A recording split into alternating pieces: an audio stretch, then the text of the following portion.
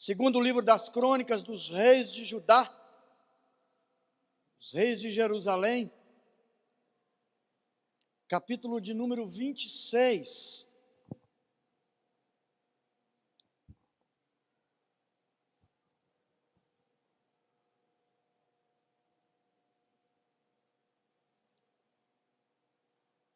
Todo o povo de Judá tomou a Uzias, que era de 16 anos, e o constituiu, em lugar de Amazias seu pai, o constituiu rei. Ele edificou a Elate e a restituiu a Judá, depois que o rei descansou com seus pais. Uzias tinha 16 anos quando começou a reinar, e 52 anos reinou em Jerusalém. Era o nome de sua mãe Jecolias de Jerusalém. Ele fez o que era reto perante o Senhor, segundo tudo o que Amazias seu pai fizera. Propôs-se a buscar a Deus nos dias de Zacarias, que era sábio nas visões de Deus. Nos dias em que buscou ao Senhor Deus, ele o fez prosperar. Saiu para guerrear contra filisteus e quebrou o muro de Gat, de Jabiné, de Asdod. Edificou cidades nos territórios de Asdod e entre os filisteus. Deus o ajudou contra os filisteus, contra os arábios que habitavam em Gur-Baal e contra os meunitas. Os amonitas deram presentes a Uzias, cujo nome se espalhara até a entrada do Egito, porque tinha se tornado em extremo forte. Também edificou Uzias torres em Jerusalém, a porta da esquina, a porta do vale e a porta do ângulo, e as fortificou. Também edificou torres no deserto e cavou muitas cisternas, porque tinha muito gado, tanto nos vales como nas campinas, e tinha lavradores e vinhateiros nos montes e nos campos férteis, porque era amigo da agricultura. Tinha também Uzias um exército de homens destros nas armas, que saíam à guerra em tropas, segundo o rol feito pelo escrivão Jeiel e Maazéias, oficial sob a direção de Hananias, um dos príncipes do rei. O número total dos cabeças das famílias, homens valentes, eram de 2.600. E debaixo das suas ordens havia um exército guerreiro de 307.500 homens, que faziam guerra com grande poder para ajudar o rei contra seus inimigos. Preparou-lhes Uzias para todo o exército escudos, lanças, capacete, couraças e arcos e até fundas para atirar pedras. Fabricou em Jerusalém máquinas de invenção de homens peritos, destinadas para as torres e cantos das muralhas para atirarem flechas e grandes pedras. Divulgou-se a sua fama até muito longe, porque foi maravilhosamente ajudado, até que se tornou forte. Vamos orar mais uma vez? Jesus, nós te agradecemos, oportunidade, honra, privilégio, Senhor, que temos de estarmos reunidos aqui neste lugar como igreja do Senhor. Pedimos que a graça e a virtude do Senhor, que o Espírito Santo do Senhor convença o nosso coração, ó Deus, da verdade, do juízo, da justiça, do pecado, das nossas ações que são favoráveis ao Teu reino e daquelas que no nosso proceder são contrárias ao avanço do reino do Senhor. Seja conosco no meditar da Tua palavra, Deus nos ilumine, traga paz no nosso coração, leva cativo o nosso pensamento ao pensamento de Cristo. Deus, que o nosso coração esteja conectado no Senhor, repreenda toda a ação do inferno, toda ingerência do maligno, qualquer ação que tente a perturbar, ó Deus, a nossa comunhão com o Senhor, seja, ó Deus, manietada em nome de Jesus, e que a graça de Jesus manifeste no nosso favor, para a glória do Senhor. Em Cristo Jesus oramos. Amém. Pensa num lugar que todo mundo queria morar. Pense num lugar onde você gostaria de viver o resto da sua vida. Os adolescentes e os jovens de hoje, ou da cidade, que tem noção do exterior, e nos últimos dias o sonho de consumo da maioria das pessoas é ir para o Canadá. Eu já tive esse sonho de ir para o Canadá, de mudar para longe, porque lá no Canadá hoje é o lugar onde a prosperidade chegou, é onde o trabalho é bem remunerado, onde tem educação, tem segurança, é o país onde todo mundo está querendo ir. Já foi assim, Estados Unidos, 90%, agora Portugal. Então todos nós temos um sonho de consumo. Naquela época, me parece que qualquer lugar do mundo que se perguntasse para um jovem, para alguém, onde que você queria morar, um lugar próspero, naqueles dias era Jerusalém. Pense numa cidade boa de morar. Pense num lugar bacana. Por quê? Porque parecia que estava tudo muito bem. No trecho em que lemos, a palavra de Deus nos diz que surgiu um rei, levantou-se um rei jovem, e esse rei, ao ser levantado ao trono ainda muito jovem, ele começa a demonstrar e dar razão e dar motivo para que ele foi chamado. Imagine você quando vai começar no emprego novo. Qual que é a tendência do novo emprego, né, Lívia? É mostrar que foi muito bom o patrão te contratar. Quando a gente começa no emprego novo, a gente demonstra garra, a gente demonstra que quer trabalhar. Trabalhei numa empresa onde eu fazia as entrevistas para os candidatos junto com o pessoal do RH, e na maioria das pessoas, quando estavam para ir trabalhar, já diziam: não, eu trabalho no sábado, a gente trabalha domingo de vez em quando, eu trabalho domingo se precisar, tem dia que tem que ficar até mais tarde, eu fico até mais tarde, porque quer demonstrar que vai ser uma bênção, vai ser maravilhoso, é a melhor escolha que você fez, é me contratar. Imagine quando você começou a namorar, ainda me lembra? Tinha que levar toda semana um bombom para a Patrícia, porque tinha que provar para a Patrícia, até que o seu não foi tanto assim não, né? Já chegou lá e casou, coisa boa. Tem que demonstrar que foi a boa escolha, né? Nós derramamos assim no início do namoro, do casamento, para demonstrar que foi uma escolha maravilhosa. Não tinha outra pessoa melhor para amar essa casada do que você, não é não, Paulo? E Paulo toda semana fazia isso. Era sim aquele rei, quando ele é levantado muito jovem no trono. Então ele começa a demonstrar para aquela nação, para aquele povo, que não tinha rei melhor, não era pessoa, não havia outro que seria tão bom quanto ele. E ele começa a demonstrar as coisas que ele devia fazer. A primeira ação dele é restituir uma cidade importante para o seu pai. Os inimigos tinham tomado a cidade de Elate, que era uma cidade que seus pais tinham construído e tinham destruído. Ele toma esta cidade de volta, ele retorna, ele reedifica Elate e restitui ela ao rei. O texto nos diz que quando ele tinha 16 anos, quando ele começa a reinar, ele começa a fazer o que era reto aos olhos do Senhor. Algo muito importante no início do texto que nos ajude a conhecer um pouco e a perceber um pouco, que ele, enquanto estava sendo orientado por Zacarias, que era um homem sábio nas visões do rei, ele era orientado por aquele homem mais velho, por aquele profeta, e ele vai buscando o Senhor, e enquanto ele tem no seu coração a vontade, o desejo de agradar a Deus, de fazer o que era reto, de fazer a sua cidade prosperar, de fazer o seu povo crescer, de fazer as coisas melhorarem, enquanto ele era ajudado, ele era orientado, enquanto ele tinha um tutor, alguém que o instruía, que lhe fazia andar nos caminhos de Deus, o texto do verso 5 nos diz que ele fez prosperar. Olha os atos de Uzias, o rei daqueles dias, até rimou.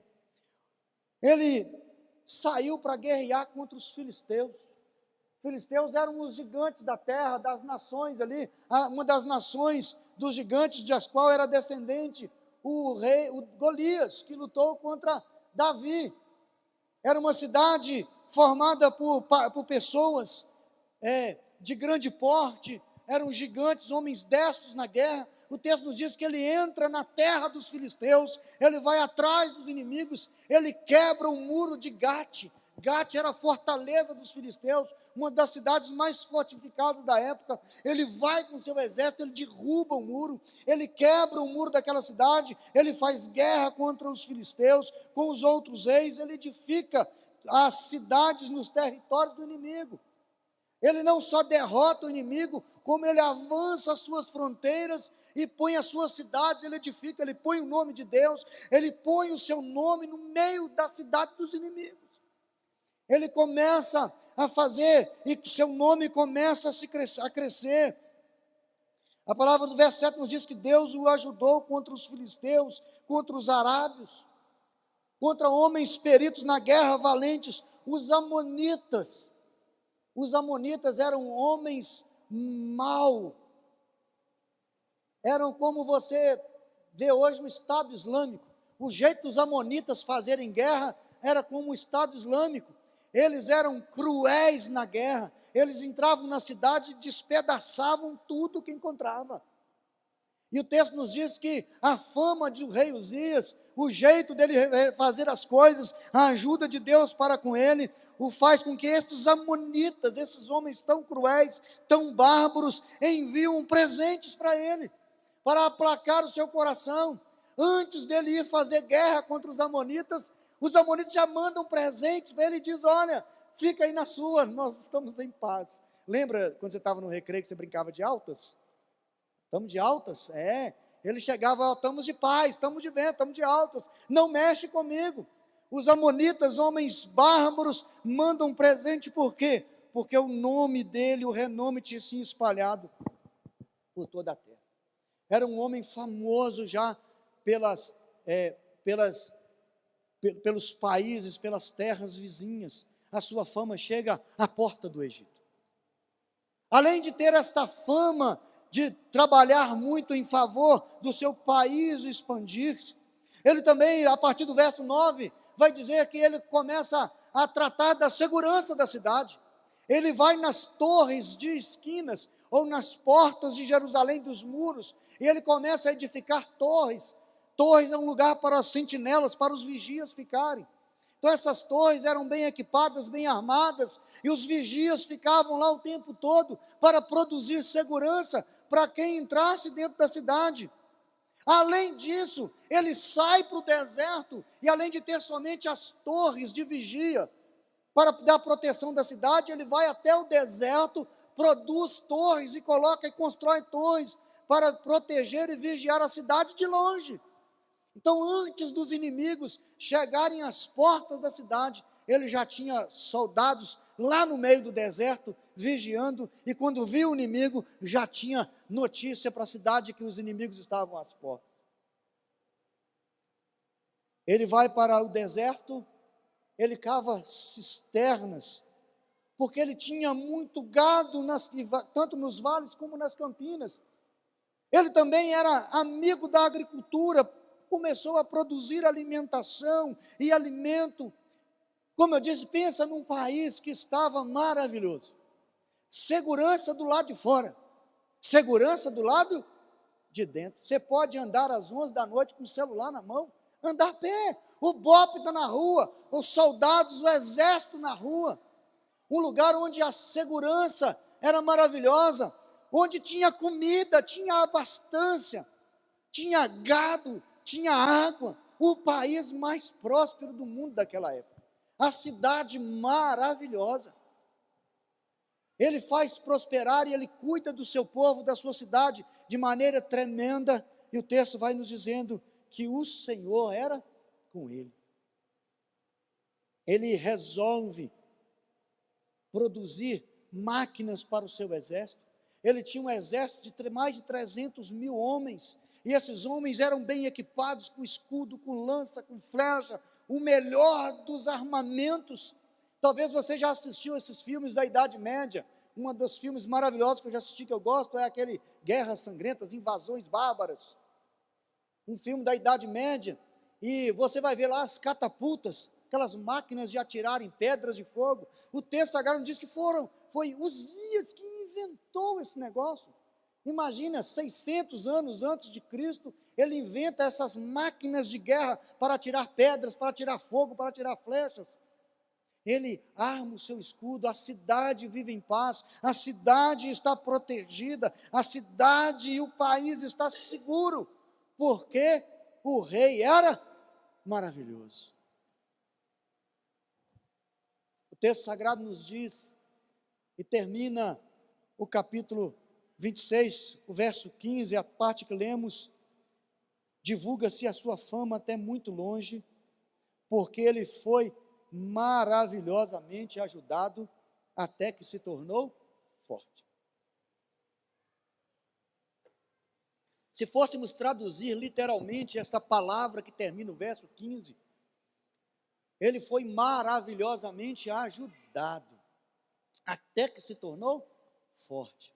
O texto literal aqui, se eu fosse traduzir, era: ele foi empurrado. O que traduziram maravilhosamente ajudado, o texto e o linguajar do texto hebraico diz: ele foi empurrado. Mas não é empurrado morro abaixo, não. É como se fosse empurrado morro acima.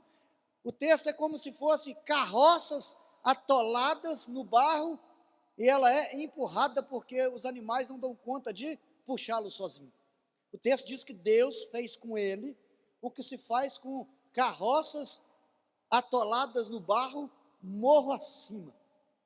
Você já andou na chuva, na roça, já sabe o que é esse negócio. Carro atolado no meio do barro para subir o morro. Deus fez isso com ele, o empurrou o morro acima. Mas só que ele se tornou forte. Como é que nós vivemos com Deus? Como é o nosso comportamento para com Deus? Quais são as nossas atitudes, o nosso jeito de se portar com Deus? Como que fica o nosso coração e a nossa alma quando tudo está muito bem? Quando as coisas estão maravilhosamente bem na nossa vida, quando tudo está dando certo, quando as crianças estão saudáveis, quando a patroa está bonita, né, gastando pouco no salão, gasta muito, né, quando está muito bonita, gasta bastante. Quando está todo mundo saudável, quando as crianças estão indo para a escola, quando a saúde está boa, quando o dinheiro está entrando, quando a situação econômica está boa, os relacionamentos estão bons, estamos prosperando no trabalho, quando está tudo dando certo, corremos um risco. Depende de como nós vamos nos comportar diante de Deus. O texto nos diz que ele começa a se sentir muito forte, ele começa a se envaidecer. Se houvesse em Jerusalém naqueles dias uma rádio FM tocando uma música, não sei se você já morou no interior, antigamente a gente mandava carta música. A gente mandava uma carta pedindo música para oferecer para fulano, já viu? Lá na minha cidade era assim: carta música de Antônio, quer oferecer para sua irmã Marília, pelo presente de aniversário. E tocava música. Rádio do interior é legal. Se tivesse uma rádio em Jerusalém naqueles dias, era o tempo todo pedindo: ó, toca uma música para o rei. Qual música? Ah, aquela do Roberto Carlos. Esse cara sou eu. Era o dia inteiro: esse cara sou eu. Deveria ser a música que cantava o dia inteiro em oferecimento ao rei. Canta mais uma música para o rei. Qual? Esse cara sou eu. Esse cara, ele devia e estava se sentindo o cara, porque tudo que ele estava fazendo estava dando certo, tudo que ele se propunha a fazer, Deus o ajudava, tudo fazia, mas ele não percebeu que era Deus quem o estava ajudando, que tudo estava dando certo por causa da mão de Deus, era Deus quem o empurrava, era Deus quem o levava adiante, era Deus quem dava vitória ao inimigo, era Deus quem guardava a cidade, mas o seu coração se encheu de fama, e junto com o seu coração cheio de fama, a cidade, o povo também colocava todas as expectativas no rei, porque a sua fama, porque o respeito que havia do nome do rei nas terras ao redor, dava aquele homem grande fama, e a cidade, o país, o povo, colocava todas as suas fichas e dava toda a glória e toda a honra àquele homem que era muito maravilhoso. Quando essas coisas acontecem, nós corremos esse risco de dar a fama, de dar a glória, de achar que é o homem, que é uma pessoa, que é o cara, que é ele que resolve as coisas, e estava assim no coração do povo e também no coração daquele rei. E o texto nos diz que até que ele se tornou muito forte. Quando as coisas estão muito bem, lembrem-se de quem ou para quem eu e você precisamos dar glória. Tome cuidado para nós não batermos a mão no peito e darmos glória própria, porque eu fiz, porque eu faço, porque se não fosse eu nesta casa, que se não fosse eu que trabalhasse, porque se não fosse eu que sustentasse, porque se não fosse eu quem desse o dinheiro, porque se não fosse eu quem organizasse, porque se não fosse eu que levantasse todos os dias e tal, se não fosse eu que organizasse, porque se não fosse eu. Aconteceu com Uzias. Você leu até o verso 15, mas eu queria continuar a história de Uzias. Havendo-se ele já fortificado, diz o verso 16, ele já tinha achado que ele era o cara, o seu coração se exaltou, mas exaltou para a própria ruína, e cometeu transgressões contra o Senhor seu Deus, porque ele entrou no templo do Senhor para queimar incenso no altar do incenso. Meu irmão, quando nós achamos que nós somos o cara, quando nós achamos que somos importantes demais, que tudo está funcionando às nossas custas, pelos nossos próprios dons, pelas nossas próprias forças, pelos nossos próprios talentos, nós corremos um risco sério de ter esse comportamento. Achar que não precisamos de mais ninguém, achar que o céu é o limite, achar que nós não temos limite, que nós podemos fazer qualquer coisa. Uzias agora ele entra no meio do templo e ele acessa o lugar que ele não podia acessar. Ele entra no altar do incenso que não era possível e nem permitido a ele. Mas só que ele acha que ele é o cara, que não tem limites para ele, que ele pode fazer o que ele quiser. Quem tem o poder pode tudo. Quem é que vai falar alguma coisa? Eu sou o cara. O rei poderoso, todo mundo me respeita, para que eu preciso ter limite? Tem lugares que eu não posso ir? Esse reino é meu. Às vezes nós corremos o risco de achar que temos poder demais, e nós avançamos, nós passamos os limites, nós damos um passo em lugares que nós não podemos ir, nós queremos galgar lugares que não é lugar onde devemos galgar, nós tomamos decisões que não são nossas, nós intrometemos naquilo que não é nosso, nós colocamos a mão além das nossas possibilidades, corremos riscos de tomar atitudes que não nos compete, queremos tomar a ordem que é a ordem dos outros, gastamos aquilo que não é nosso, respondemos por aquilo que não é nosso direito. Ele sobe ao altar do incenso. Porém, o sacerdote Azarias entra após ele, com 80 sacerdotes, homens de maior firmeza, e resistiram ao rei Uzias e lhe disseram: a ti, Uzias, não compete fazer isso perante o Senhor, mas aos sacerdotes, filhos de Arão, que são consagrados para este mistério. Sai do santuário, porque transgrediste, nem será isso para a honra da tua parte, para o Senhor Deus. Quando o empoderamento, quando achamos que somos o tal, avançamos os nossos limites,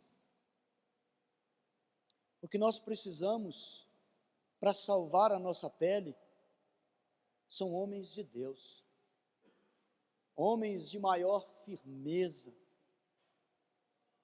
Conversamos um pouco hoje na escola bíblica dominical sobre disciplina na igreja. E alguns nos perguntaram: mas por que, pastor, por que isso não acontece no meio da nossa conversa, que ainda não acabou, que a gente tem que conversar muito mais ainda? Por que as coisas não são dessa maneira? Talvez, meus irmãos, respondendo a nossa conversa de manhã, uma das coisas que faltam no meio do povo de Deus são homens de firmeza, homens que são chamados, mulheres que são chamados, pessoas que são chamados, e isso inclui a nós todos, homens que não se detêm, não se calam diante da injustiça, diante das coisas erradas, diante dos transtornos, diante das atitudes erradas, diante dos comportamentos, diante das transgressões. Mas o texto sagrado diz que naqueles dias Azarias, o sacerdote, mais 80 homens, eles entram na frente do rei e falam: rei, sai do santuário, você não pode fazer isto. Só que Uzias ficou indignado. Então Uzias se indignou e tinha um incensário na mão para queimar o incenso. Ele fica indignado porque foi chamado a atenção. Quem são vocês para me corrigir? Vocês não sabem quem sou eu? Eu sou o cara, diz Uzias. Esse cara sou eu, não está ouvindo a música cantar, não? Quem são vocês? Ninguém me põe a mão, ninguém me chama a atenção, ninguém tem o direito de falar isso comigo. Ele está com o incensário nas mãos e ele vai fazer. Os sacerdotes, os profetas lhe chamam a atenção, ele tem um incensário na mão, ele fica indignado porque chamou-lhe a atenção, porque foi parado, porque foi barrado no baile. Não pode, aqui não.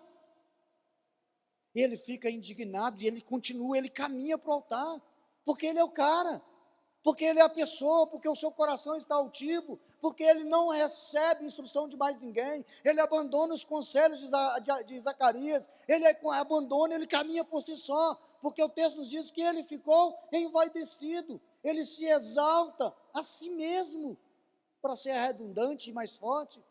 Ele começa a caminhar do seu jeito, a fazer as coisas do seu jeito, e ninguém lhe pode ir contra. E o texto nos diz que ele, ao caminhar,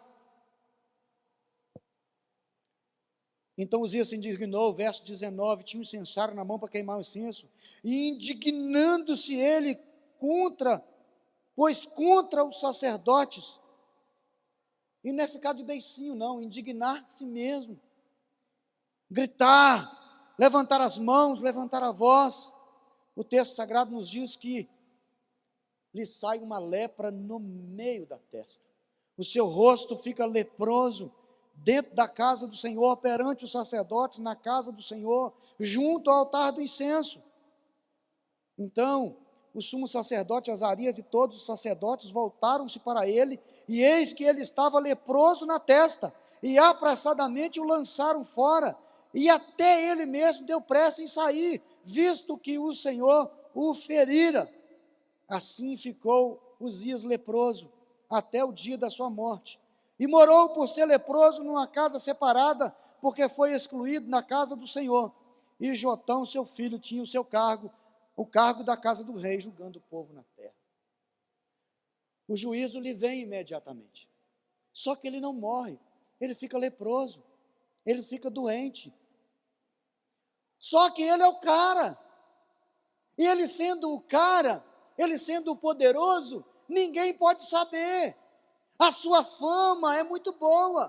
Todo mundo tem medo dele em todas as áreas da terra, em todos os países vizinhos. Ele é famoso. O nome do país é o nome dele. Ele é que é o cara que garante todas as coisas naquele país.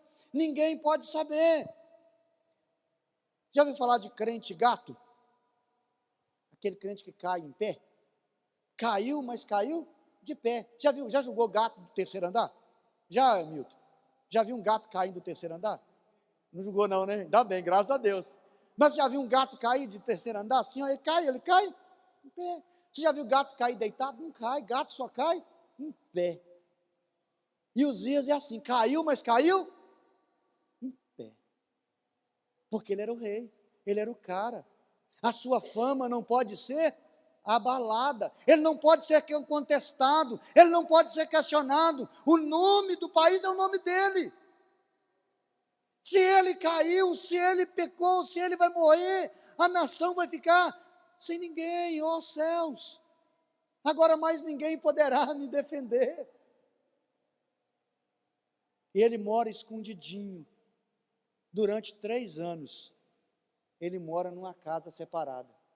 Cadê o rei? Está descansando. Cadê o rei Uzias? Não, ele está na casa de campo, ele está de férias. Mas o que ele está fazendo? Está treinando o filho dele, Jotão, o filho dele, está treinando para ser rei. Mas cadê ele? Ninguém sabe. Primeira aplicação que nós fizemos é quando as coisas estão maravilhosamente bem, como é que nós comportamos, agimos, falamos, pensamos, andamos, relacionamos com Deus? E quando a coisa está assim, aparentemente bem? Foram 3 anos de que tudo aparentava estar normal. Olhava na cidade, tudo normal. Está tudo normal, mas o tapete, a casa do rei, escondia alguma coisa. Tinha a casa do rei, tinha algo escondido. Na casa do rei, no deserto, separado, deveria estar morando na cidade dos leprosos. Tinha uma cidade só para quem era leproso. Mas ele era o cara, ele podia misturar. Há uma proposta no Senado Federal, a gente podia orar por isso, para que os caras deixem de ser os caras. Uma proposta de lei que chegou ao Senado Federal, que isso não é votado nas caladas da noite, né? Contra. Que o senador e o servidor nos cargos legislativos federais têm o mesmo plano de saúde que o povo tem. Que pague INSS como todo mundo.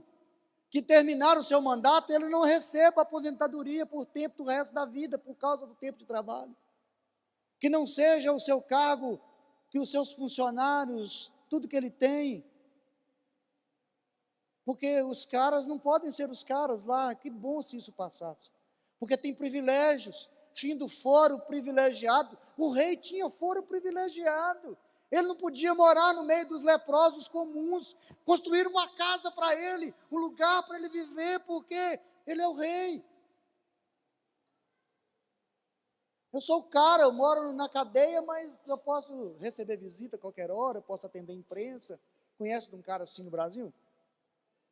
Conhece? Eu conheço uns dias assim. Está lá preso, leproso, mas tudo está aparentemente bem. Quando as aparências ainda são aquilo que mais toca a nossa vida, quando nós vivemos de aparência, quando todo mundo está olhando de fora e acha que está bem, que sorriso lindo, não sabe, é rote. De noite a gente tira, mas a aparência de dia tem que botar, né? Fica feio, né? Um dia eu vou precisar usar para manter a aparência, mas também o rote é útil, né? Ajuda a gente a mastigar, tem que ter.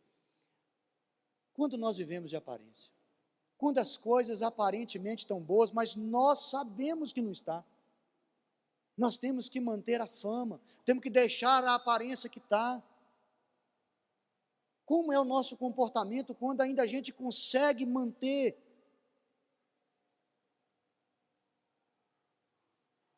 da mão, vamos para a igreja. Saiu da igreja, vamos voltar ao normal. Solta a mão. Já vi gente assim. Ó, na igreja você ri, viu? Na igreja você entrar com ninguém pode saber. Pastor, ó, ninguém pode saber. Quem é que sabia que o rei estava leproso? Só o conselho. Só o sacerdote e os sacerdotes. Só a liderança, a família. Mas ninguém mais podia saber, não pode contar para ninguém.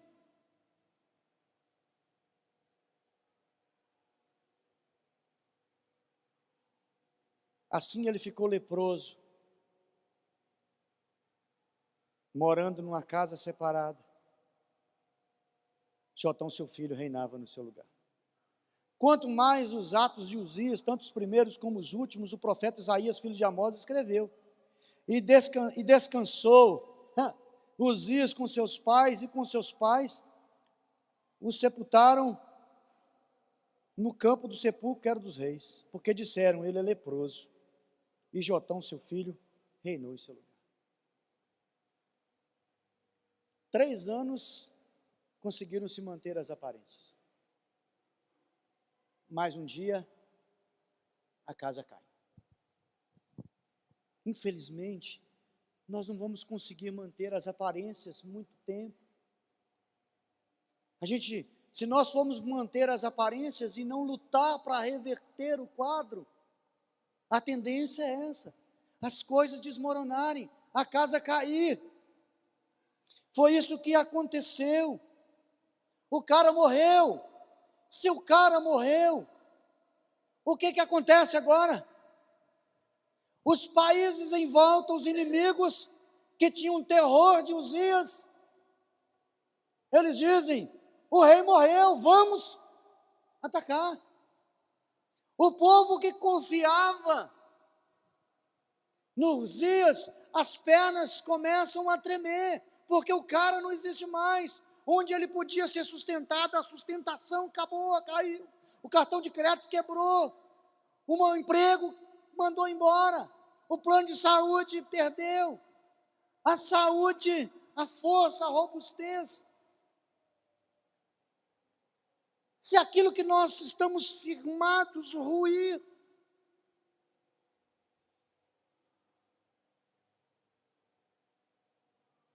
o que fazer quando a casa cai? Parece que agora não tem mais jeito. O povo morrendo de medo, porque o rei morreu, as aparências não podem ser mais mantidas, as evidências agora têm que ser expostas.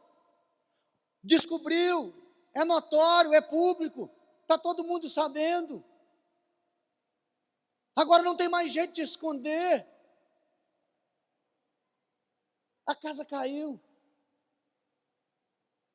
A casa caiu para você alguma vez? Quando eu estava no 6º ano, a minha prima, Eliane, era professora de geografia. E eu estava mal na matéria, não estudei, fui fazer prova. Aí estou lá fazendo prova. Pego o lápis, tiro o lápis. Pego borracha, tiro borracha. A minha cola estava dentro do estojinho de madeira, aquele que abre assim, você já lembra daquele estojinho assim? Estava com a cola. E eu fiquei vermelho, Márcio, igual a sua blusa assim, ó. A professora passou perto de mim, eu fiquei vermelho, ela olhou para mim, pegou meu estojo, a casa caiu. Ah, que vergonha. Ela não falou nada. Passou 2 dias, a diretora da escola me fala assim, eu indo para o corredor da escola, Dona Conceição, mulher brava, general do exército. Bati o pé, todo mundo tremia. Antônio, quando você voltar do recreio, você me chama que eu vou lá na sua sala, dar uma palavrinha. Tá bom, professor. Fui para o recreio, comemos feijão jabá com farinha, era gostoso naquela época, tinha merenda robusta, voltamos. Todo mundo na sala, professora, só pode ir lá. Chega a diretora na sala e me passa um sermão no meio de todo mundo. Que vergonha! Você colando. Conheço sua irmã, seu irmão, sua irmã, os 6 que passaram de mim. Nenhum deles nos deram trabalho na escola, agora você, seu sem vergonha. Colando na prova. Que absurdo. Ah, mas que vergonha. Ser exposto ao público, ser exposto. A casa caiu.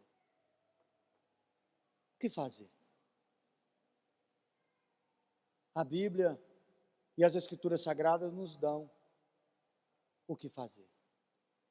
Isaías capítulo 6 nos diz que no tempo em que morreu o rei Uzias, nos dias em que morreu o rei Uzias, diz o texto de Isaías capítulo 6, eu vi o Senhor assentado sobre um alto e sublime trono. Isaías capítulo 6, o texto nos dá a informação que nos dias em que morre o profeta Isaías, ele sobe ao templo e ele vai buscar o Senhor. Parece que se a casa caiu, está tudo detonado, não tem mais jeito. As coisas ruíram, não tem mais jeito. Agora é enterrar. Mas a palavra de Deus vai nos dizer que quando a casa cai, quando as coisas chegam no nível mais crítico, o que eu e você precisamos fazer é o que Uzias fez. É o que Isaías fez, perdão. O texto nos diz que no tempo em que morreu o rei Uzias, Ele vai ao templo, ele sobe correndo para o templo, ele busca o Senhor, ele vai orar.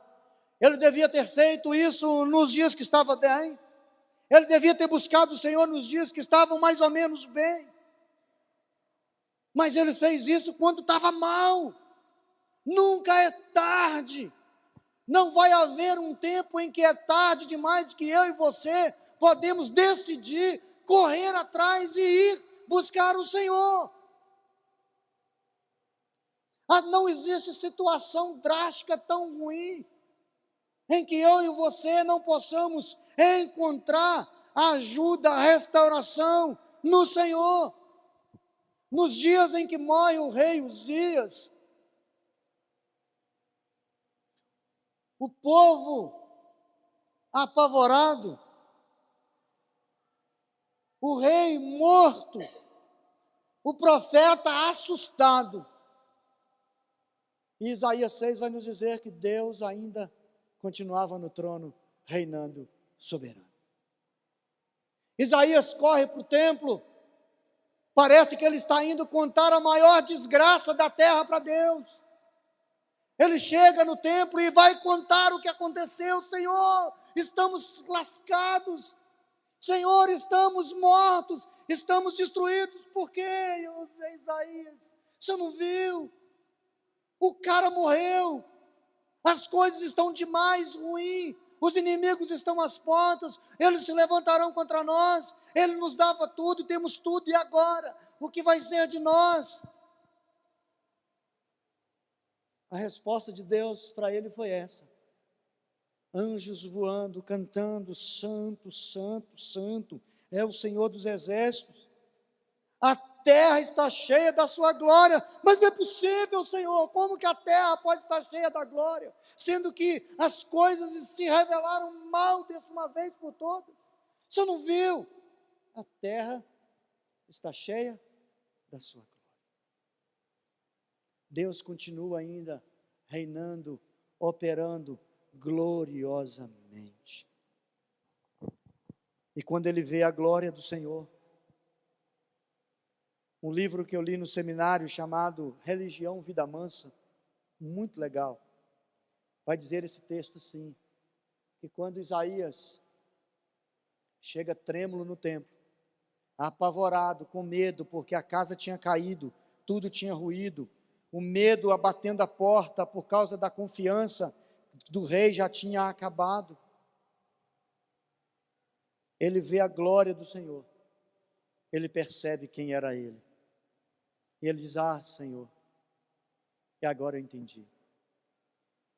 Eu sou um homem impuro, e também moro no meio de um povo igual a mim. Eu até achava que eu era melhor do que eles, mas eu sou igual. O que eu vou fazer?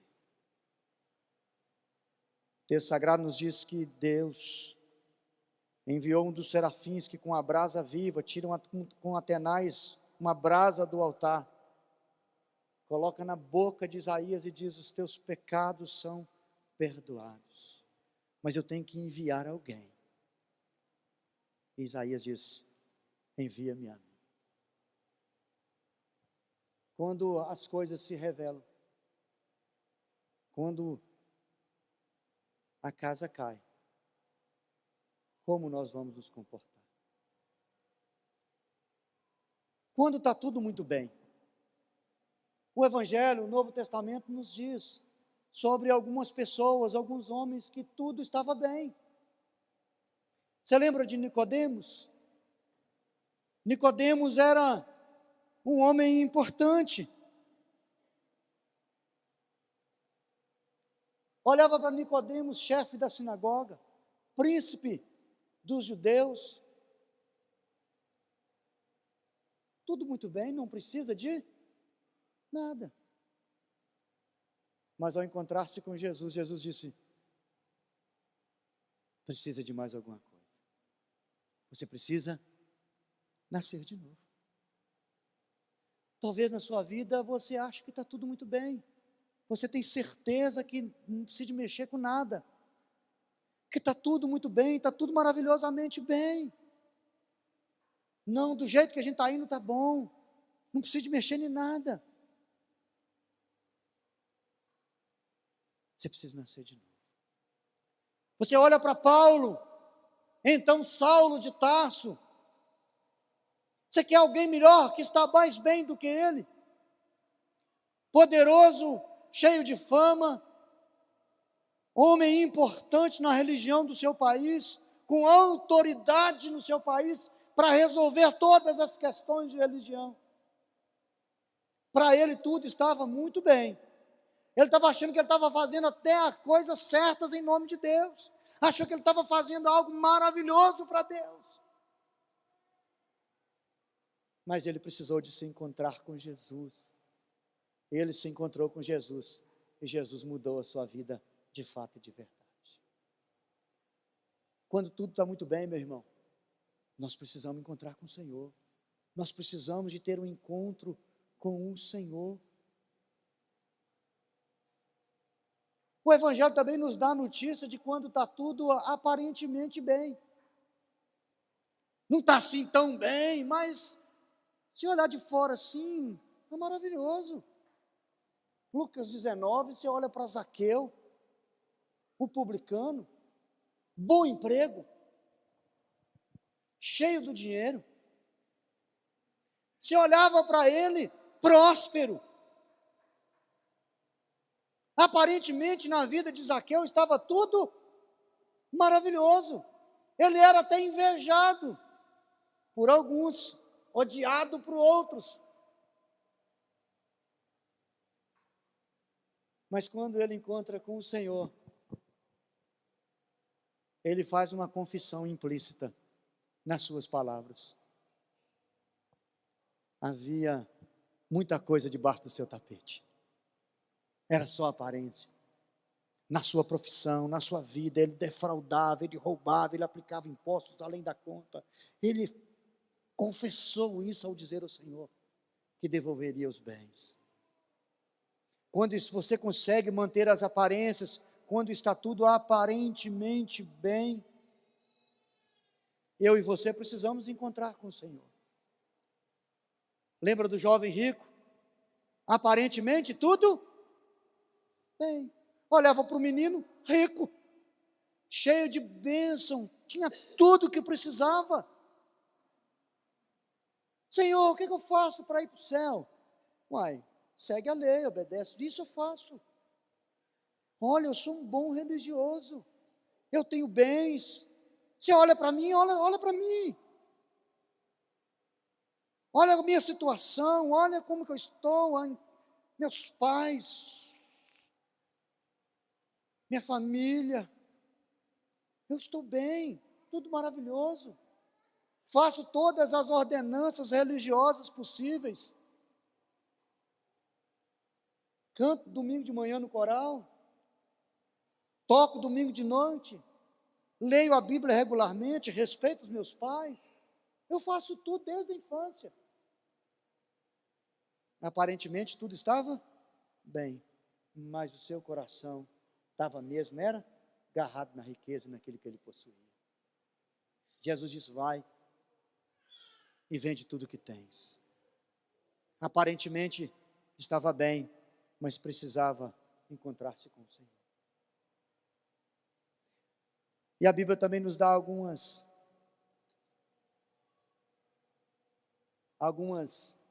informações sobre pessoas onde a casa caiu. Uma mulher com fluxo de sangue, 12 anos. Não tem mais jeito. Gastou tudo, acabou o dinheiro. Não tem mais onde tirar recurso. Vai definhar. Não tem onde mais abrir mão. Gastei tudo que tinha em todos os médicos, todos os remédios. Não tem mais jeito. Ela se encontrou com Jesus. Jesus, vai, a tua fé te salvou. Quer algo pior assim, da casa cair com força mesmo? A mulher pega em flagrante adultério, já pregamos aqui esse texto. Pedras para serem jogadas. Literalmente, o repórter policial diria, a casa caiu, companheiro. Pense numa pessoa que a casa caiu com força, Milton. Pega na vergonhice, não é de colar na escola, mas envergonhada, exposta ao público ridículo, seu pecado pega em flagrante, adultério. Agora a casa cai com força, as pedras já estão na mão.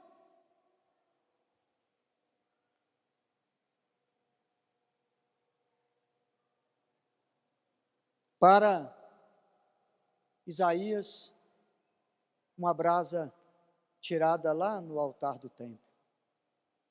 Para mim, para você, para nós, Deus acendeu, tirou uma brasa lá do Monte do Calvário. Jesus Cristo, a cruz de Cristo. A cruz de Cristo, o nosso Senhor, ela garante que quando eu e você, se estivermos bem, andarmos com Ele, vai continuar. Se as coisas estão vivendo uma vida de aparência, de faz de conta, a brasa do Calvário nos garante redenção. É só entregarmos a Ele. E se a coisa está preta, se a coisa está ruim, está fadada ao fracasso, se está tudo assim desgringolado, também tem recurso, a cruz de Cristo. A brasa tirada do altar, aquela brasa que João Batista diz: eu vos batizo com água, mas vem uma após mim que vos batizará com fogo. Aquela brasa que ardia no coração dos discípulos no caminho de Emaús. Lembra disso? Por isso que o nosso coração queimava quando ouvíamos ele falar. Aquelas brasas do fogo de Pentecostes, em Atos capítulo 2. Jesus está vivo, meu irmão. Ele pode mudar qualquer história.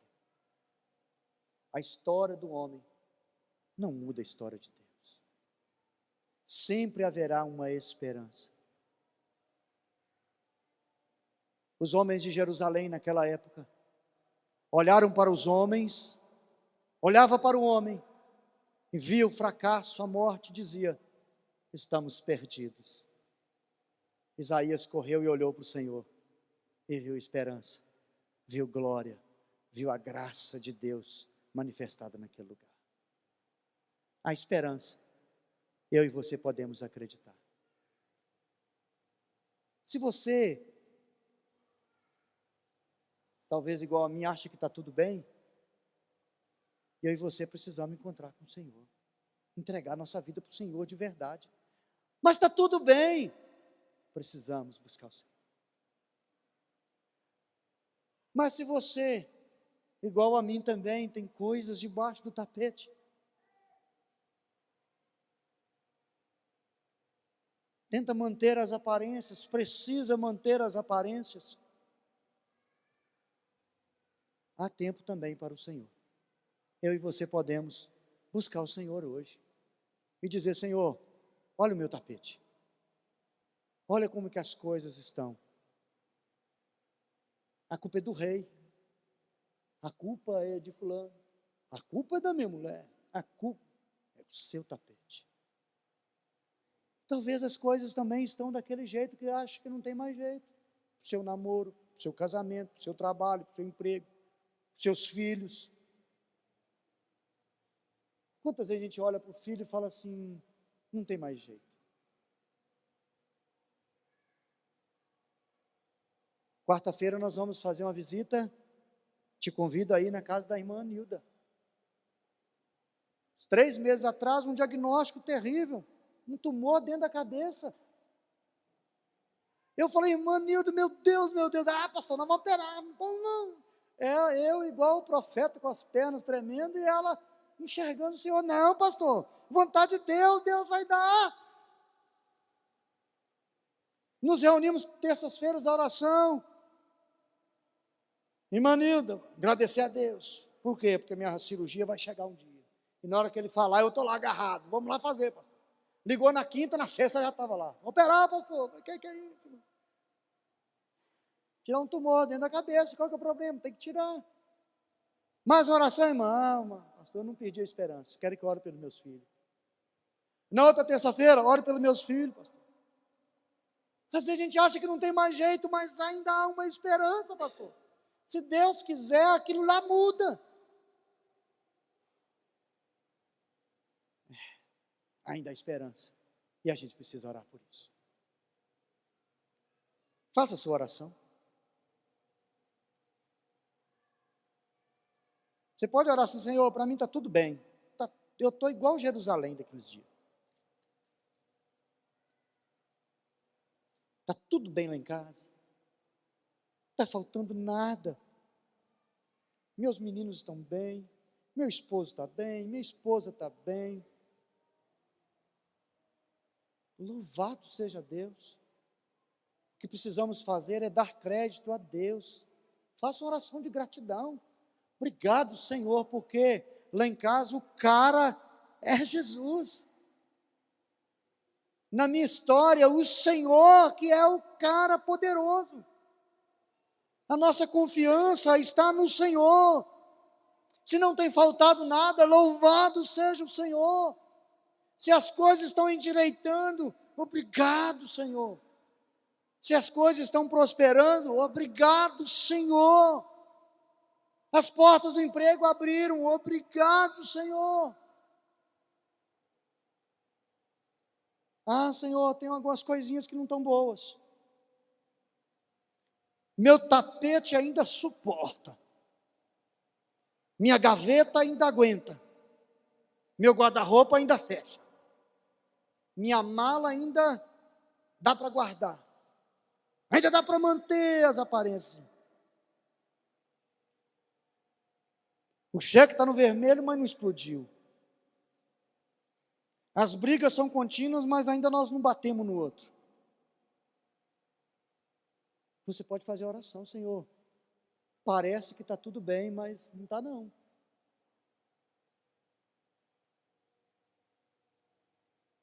Eu olho no espelho, chego na igreja, no meio dos amigos, eu sorrio. Mas quando eu chego dentro do meu quarto, eu choro. A depressão tem batido na minha porta. Eu tenho sucumbido aos prazeres que não me são lícitas. Eu não tenho conseguido manter os meus limites, Senhor. Nos meus relacionamentos, na minha busca da internet, nas minhas mensagens de WhatsApp, nos meus olhos procurando e vendo. Senhor, o limite está bem próximo. Eu estou esbarrando ali se o Senhor não cuidar de mim. Levante, Senhor, alguém para resistir, para me falar. Levante alguém que anda comigo, como o sacerdote Azarias. Senhor, as coisas estão péssimas demais. Parece que eu não vou resistir. Parece que chegou no fundo do poço. A casa... O que eu posso fazer, Senhor? Obrigado pela resposta, Jesus, que o Senhor dá no Sermão do Monte. Quando o Senhor nos ensina e nos chama à prudência. Aquele que ouve, pois, as minhas palavras e as pratica, é homem prudente. Pode vir a chuva, a tempestade, a trovoada, a enxurrada, mas a casa não cai. Mas às vezes nós somos tomados de imprudência, Senhor. Nós ouvimos o que é certo e fazemos o contrário. Nós ouvimos e compreendemos e aprendemos o que nós temos que fazer, que nós precisamos de confiar, e nós tomamos direção errada, contrária, oposta. E muitas vezes nós corremos o risco da casa cair, da situação drástica chegar nos seus pontos e nos seus limites finais. Mas ainda não é o final. Nós temos o Senhor, em quem nós podemos buscar e confiar. Põe a tua mão sobre nós, Senhor. Nos faça confiar no Senhor, buscar o Senhor, encontrar glória no Senhor, encontrar socorro no Senhor. Isaías encontrou naqueles dias de medo, de angústia, quando todo mundo assustado porque as coisas tinham terminado. Nós queremos encontrar no Senhor também. Por isso nós te louvamos, porque há ainda uma fonte aberta no Calvário. Há uma brasa viva no meio do teu povo. Nós não estamos sozinhos, Senhor. Nós temos o Senhor Jesus conosco todos os dias, até o fim dos tempos. E no porvir, a vida eterna. Nos ajude, Senhor, para a glória de Cristo Jesus.